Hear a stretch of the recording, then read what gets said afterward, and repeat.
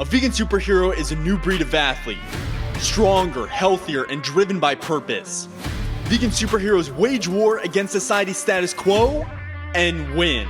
Vegan superheroes battle the forces of evil that profit from the suffering of others.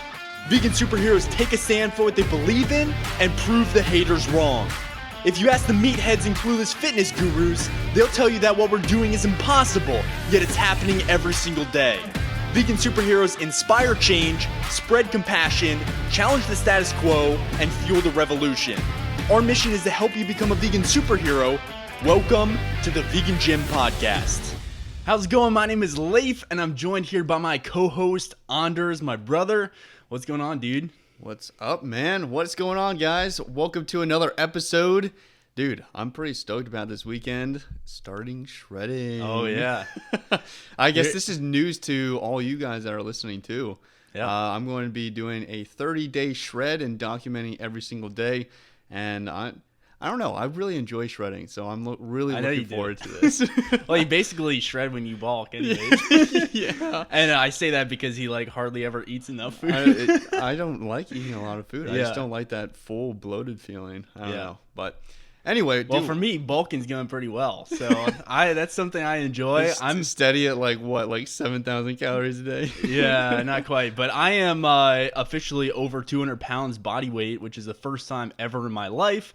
Feeling but the crazy, a little hefty, but I still have abs. The crazy thing is you still have like a six-pack. So that's generous. With the right lighting on a blue moon. Yeah, if the lighting is just dialed in, it's first thing in the morning. No, but he seriously still has abs, which is pretty remarkable.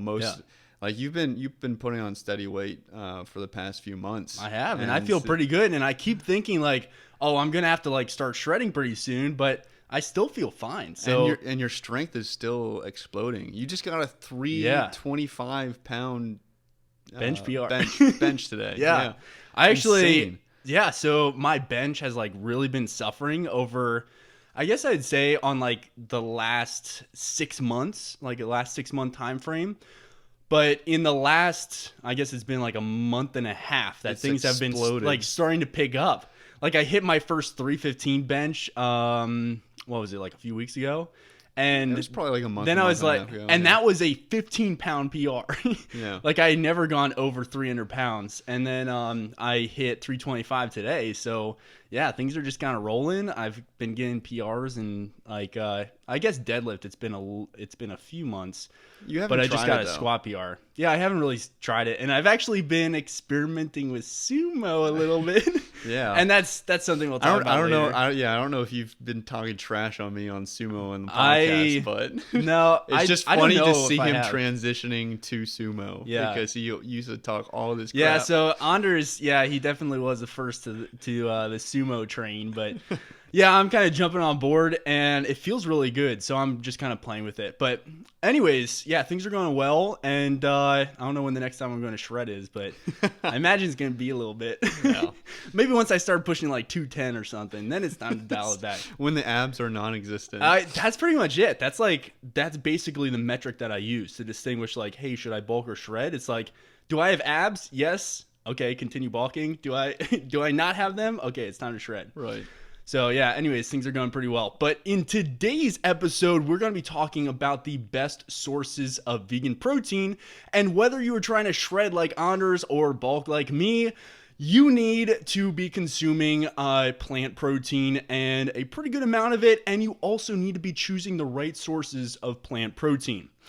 So when we talk about the best sources of vegan protein, we're talking about the best in terms of building lean vegan muscle and also shredding body fat. And they happen to be the same sources of protein, okay? It really comes down to protein quality, and protein quality matters for both bulking and shredding. Protein quantity also matters quite a bit as well. We've talked about that quite a few times before on the podcast. We've talked about vegan protein quality as well, but I want to give just a little intro to it, a little overview to make sure that you understand what we're talking about for this episode. So Anyways, what exactly is protein quality? So all vegan foods that we eat contain every single one of the essential amino acids, even things that aren't very high in protein like bananas or something like that.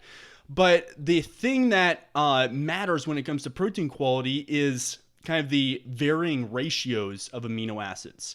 So as such, all vegan protein actually has different quality scores, and vegan protein quality is also measured in terms of protein digestibility. So researchers at Massey University in New Zealand define the digestibility of certain protein sources as, quote, the proportion of dietary protein-derived amino acids that are effectively digested and absorbed, thus becoming available in a form suitable for muscle protein synthesis. So muscle protein synthesis is just the process of building new muscle fiber, of growing your muscles. And the most widely accepted measure of protein digestibility is known as the protein digestibility corrected amino acid score, or PDCAAS. It's actually easier to just like say it instead of the, right. like the abbreviation. It almost it feels like it takes more effort to say the abbreviation. But anyways, protein digestibility corrected amino acid score is a method of evaluating the quality of a protein source based on the amino acid requirements of humans and their ability to digest that protein source.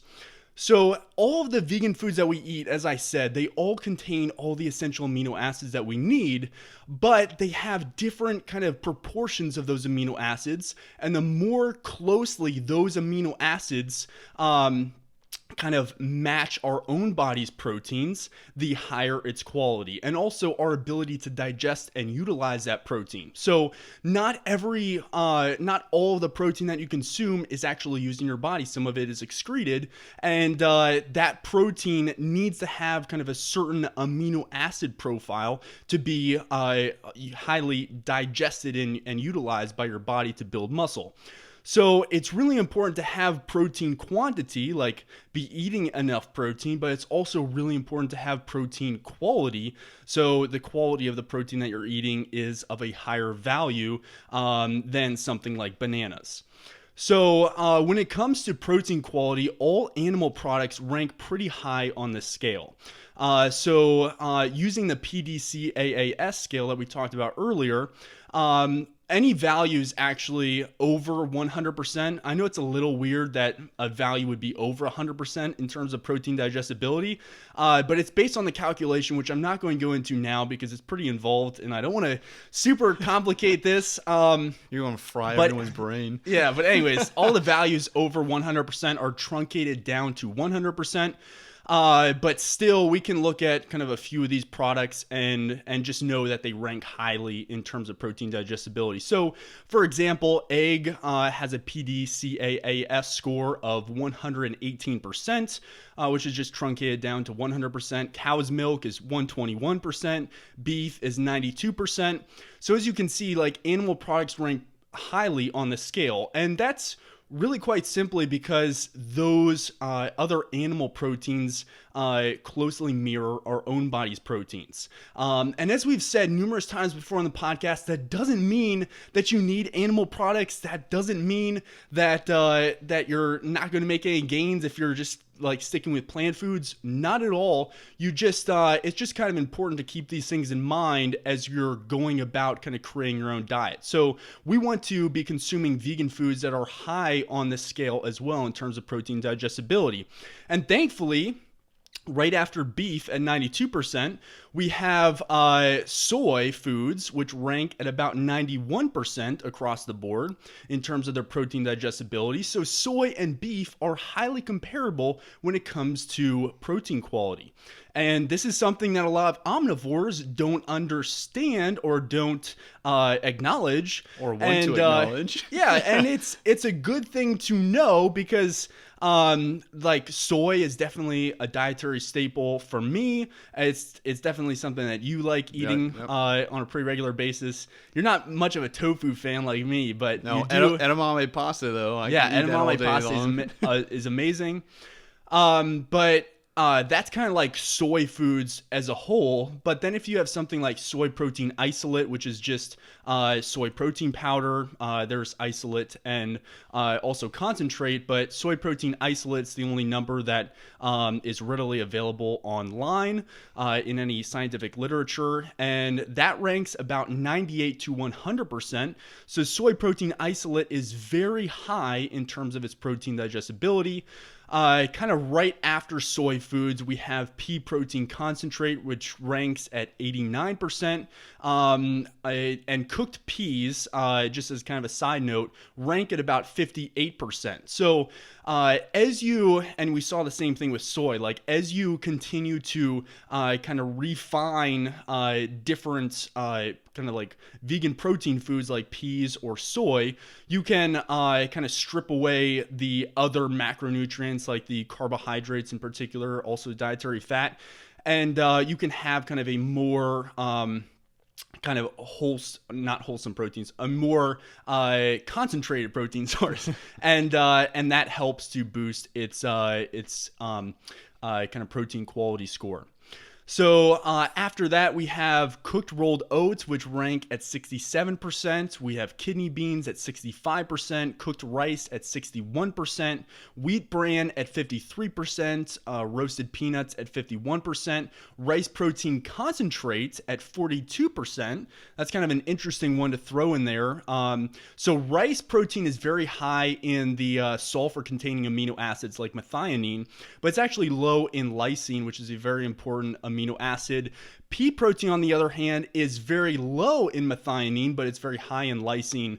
So when people talk about like complementary protein sources, if they know what they're talking about kind of balancing out the amino acid profiles. It doesn't mean I need to eat rice and beans at the same time to get any protein benefit whatsoever, which is what typically I see people kind of making that incorrect statement of saying, hey, you need to combine these proteins or else you don't get any protein, which is complete ridiculousness. It doesn't make any sense.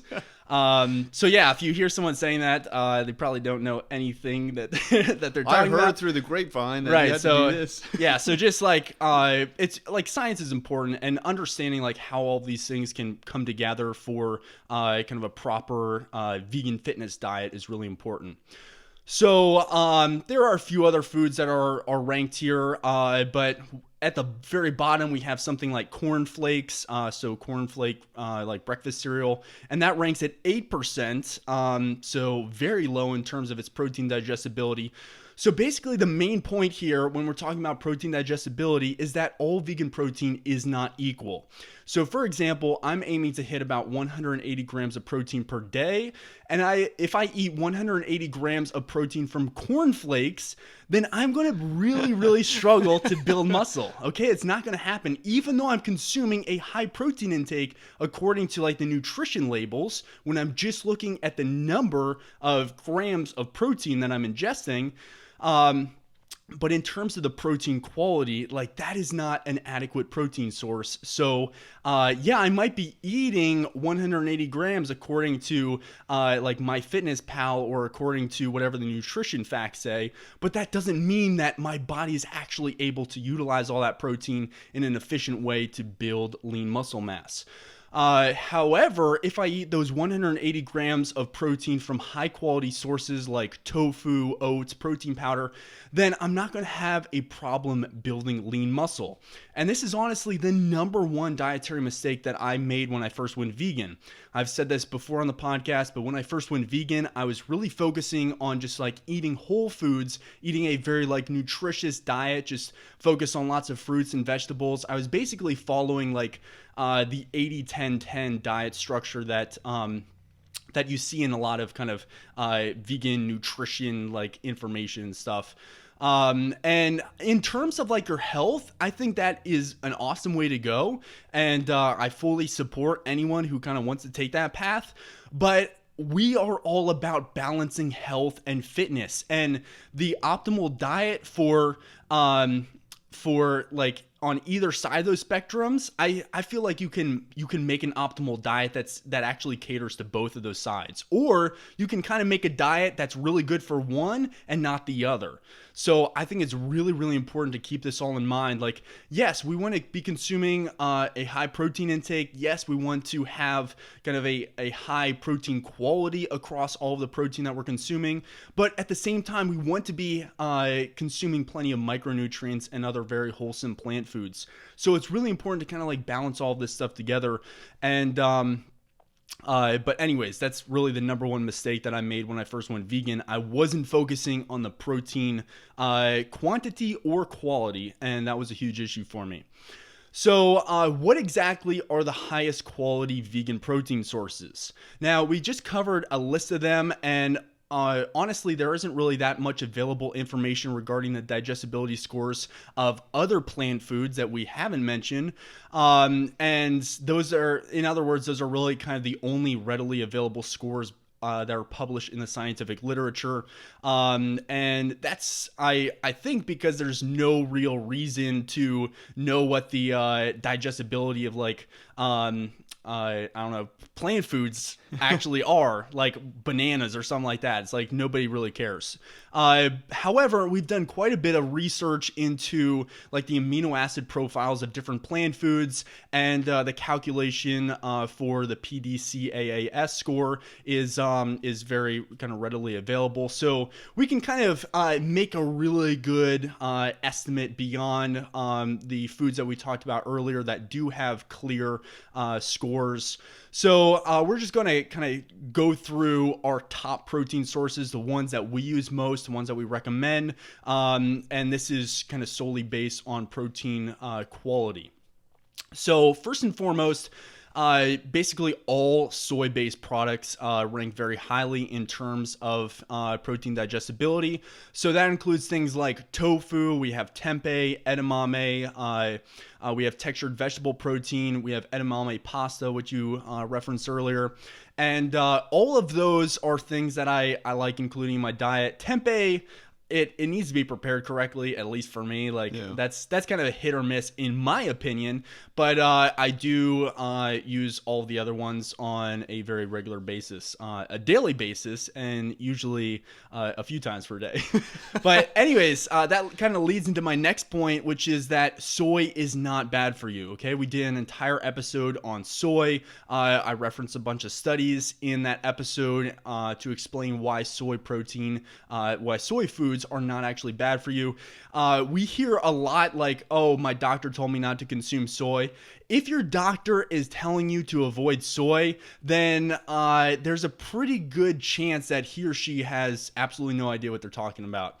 And I fully respect every medical professional, okay? And I know that almost every single one of them has your best interest in mind, and they're actively working to kind of give you the best care. But I assure you that somewhere on the order of 95% of doctors have virtually zero nutritional education. So relying on them for nutrition information like this, it can be an issue. And lots of nutritionists as well are not like properly educated on kind of more of the plant-based stuff. So it is really important to understand kind of where you're getting that information. You could ask them like for more kind of supporting literature on whatever claims they're making. They might be a little bit offended, so just be aware of that. But anyways, just ask nicely. Yeah, you can ask nicely, but yeah, I've done that before with doctors, and it didn't go so well. So anyways, again, totally respect every medical professional, but there's a good chance if they're telling you to avoid soy, even if you've had kind of like prior complications with like estrogen or something, then that's probably something you want to look into a little bit more. Don't just take their advice at face value. Take it with a grain of salt. So yeah, soy-based kind of protein sources are highly digestible, really good for helping you to build lean muscle and shred fat. Next, we have seitan, which is wheat gluten. That's one that we actually don't eat that much of, but if you have it prepared correctly, it's really, really good. Like, we went to that Veg Fest and they had something like seitan based. Yeah, the Veg Fest that I went to in York, PA, the one that you didn't even go to. Yeah. It was such amazing food that we had there. It was they had like some kind of like vegan ribs that were made of seitan or something. I think that was one that you really enjoyed. It's amazing what you can create with that stuff. Yeah, and seitan is, I don't have the nutrition facts in front of me, but it's like 90% protein? Probably it's like 98%. It's really high in protein. It's basically just like straight protein, and in terms of its digestibility, it's pretty high in terms of its kind of like protein ranking. So that's another really good one. Lentils is another one that's kind of more of the whole food kind of based protein source. So when people are like, hey, I'm just trying to stick with like straight whole foods, lentils is kind of like my number one go-to for people that kind of want to eat in that way. So lentils is really good. Protein powder is it's kind of, in terms of its protein digestibility, it is pretty much the best protein source you can have. I think that's pretty obvious. The type of protein actually does matter. So pea protein has the best amino acid profile overall. If you have something like rice protein or hemp protein, they actually don't rank that high. Yeah, hemp protein is definitely... I've never actually had rice protein, but I will never again have hemp protein. Yeah, well, it's definitely an acquired taste. I used to eat hemp hearts, and that's something... it has a little bit of an interesting flavor, so it's something I had to get used to. But that's lots one of people, way to put it. well, lots of people love kind of hemp style food and stuff, and if that's you, like, go for it. I think it's really healthy. But in terms of its protein digestibility, it's not that high. It doesn't rank that high on the list. So like pea protein is kind of my go-to when we're talking about protein powder. It has the best amino acids profile overall. Though there are kind of these other complementary protein powders that can kind of fill in the gaps of the essential amino acids. Pea protein is very high in kind of like all the amino acids, but there are a few that rank just a little bit lower, and you can kind of quote unquote fill in the gaps for those amino acids by consuming kind of other protein sources. So my favorite protein powder right now, I actually just ran out of it, but it's True Nutrition's Toasted Coconut. I thought it was a lemon one. Oh, well, I had the lemon one, and I was like, wow, this is really good. And then I had the toasted coconut, and I'm like, screw the lemon. This is so incredibly good. But I'm a huge like coconut person, and just like hemp, like that is... I'm told that's kind of an acquired taste. I don't understand that because I just absolutely love it. But yeah, I guess there are other people who don't really like coconut. If that's you, I guess that's not the one for you to try, but I absolutely love it. So yeah, you just kind of have to find a protein powder that works kind of best for you. We did kind of... we published a vegan protein powder review. We called it the 19 ultimate protein powders. Yeah, the ultimate vegan protein powder review. You can look that up on YouTube, or you can search the Vegan Gym on YouTube to find it. And yeah, people are really enjoying it because it is the most thorough kind of protein powder review. It's not just taste online. It's everything else. So yeah, if you want to like figure out what protein you should be eating based on a lot of different factors, you can go check that out. But again, protein powder is very high in terms of protein digestibility. Now, there are some honorable mentions as well that I'll cover. Things like quinoa, chickpeas, cooked peas, hemp, as I said earlier, black beans, kidney beans. Now, I wouldn't call any of these a true protein source. Like most people, most vegans tend to call these like protein sources. And yes, they have protein in them, but they are also loaded with carbs, or at least most of these are loaded with carbs. So in terms of protein quality and kind of macro friendliness in terms of their protein kind of content, they rank decently. That's why I call them an honorable mentions, but in terms of like actual protein quality, they don't rank the highest. If you consume a lot of these foods and you're bulking, so you have lots of calories to work with, then yeah, you can probably hit all of your protein requirements by kind of targeting these foods if you want to stay away from soy or anything else for some reason. But these are great complements to other protein sources. Exactly. And that's really how we use them. Like if I eat some tofu, like grilled tofu or something, I'll have it with a side of quinoa. So I'm still increasing my protein content, but I know that quinoa is not like a go-to protein source. It's not like the only thing I would eat that's like high in protein. So I don't kind of put all of my focus on these protein sources, but they are really good to kind of add as side dishes. At least that's how we do it. And I've seen a lot of success with it. So have you. So yeah, I would highly recommend that. But this does kind of open up a discussion about whole food versus like processed food. And it totally depends on your definition of process. Like my definition of process now is not the same as it was 5 years ago when I first went vegan, and I was thinking, hey, anything that's not like picked right off a tree is like processed or something. And technically, yeah, that's actually true. But there's no hard definition of like what is processed. It's more of a continuum. So I would not personally consider something like tofu or tempeh to be highly processed.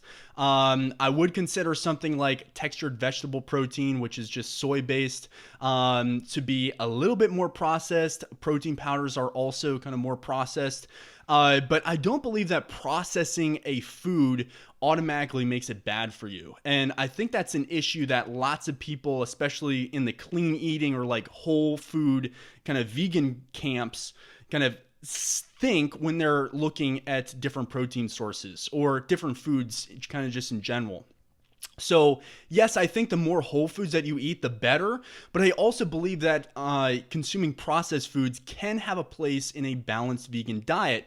And it's not just because it's nice to have some like junk food kind of type foods from now and again, but it's also because that some of these processed foods like protein powder and tofu, if you would consider that to be processed, can actually help you to really boost your protein intake of high quality protein, which can help you to achieve your fitness goals. So it really all comes back to flexibility. Like that is where we kind of focus all of our effort in just making a diet that is flexible, but also high in protein so we can accomplish our fitness goals, also high in high quality protein so we can be sure to accomplish our fitness goals.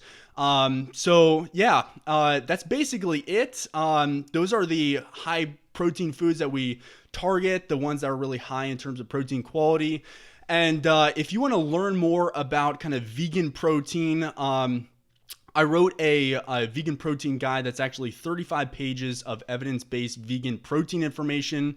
So in that, I cover like how much protein you should eat to shred fat and build lean muscle. I cover more information on vegan protein quality. Like I talk about protein timing in that. So when should you actually eat protein? Like how much can you eat in a single meal and like still process and absorb? I also talk about everything you need to know about soy, our favorite vegan protein recipes, and a lot more. And you can grab this guide for free by heading to thevegangym.com. And honestly, we were just talking about this earlier. Like, we should probably charge for this guide because it's like so super packed with information. A lot of time has gone into this thing. Yeah, we probably will charge for it at some point. So please, if you want this, do not miss out on this offer. It is totally free. Just head to thevegangym.com. And yeah, that's about it. Do you have anything else on kind of protein or something? What's your favorite source of protein? I'd probably say tofu. Okay. Like what's that's your really favorite kind of way? my go-to. You prepare it a lot of ways. What's your favorite way to prepare it? So I really love doing it in an air fryer, like marinating it and then doing it in an air fryer. Yeah, the air fryer is it's just absolutely game delicious. changer. Right. So that's kind of my go-to. But I also use a few servings of protein powder per day. That's what I personally like to do because I like to include pea protein in my meals, especially kind of kind of around my workouts and stuff. But what about you? Edamame pasta, especially when shredding. That is hands down the favorite. You're going to be eating a lot of edamame pasta in about a week. That's going to be the staple for the 30 days. Yeah. But outside of that, I've been on a tofu scramble kick for the past like 2 weeks. Yeah, I go between that and oatmeal for like my mornings. Yeah. Protein oatmeal where I stir in some protein powder into my oatmeal, and I just kind of go from one to the other and just kind of flip it around. But it's usually oatmeal. Yeah. But Anyways, yeah. I don't know. I just wanted to throw that out there. I'm sure people are curious. Yeah, so hope that you guys learned a lot. Please go grab that guide at thevegangym.com. It's free. Also, yes, it's free, at least for now, so please grab it. Also, if you got some value in this podcast, please go ahead, share it with a friend. There are lots of people that could really benefit from this information. We're never going to advertise on here. We try to give you guys as much value as possible. If you can go ahead and help us to help other people by just sharing this episode, that would be super appreciated. And also, if you could leave a review, that would be super awesome. Super. And yeah, we just really appreciate you guys, and we'll catch you on the next episode. See ya. We really hope that you enjoyed this episode. To take the next step in your vegan fitness journey and get access to all our best content for free, check out thevegangym.com. We'll teach you everything you need to know to torch body fat, break through plateaus, build lean vegan muscle, and supercharge your health. Get started right now at thevegangym.com. Until next time, peace, love, and gains.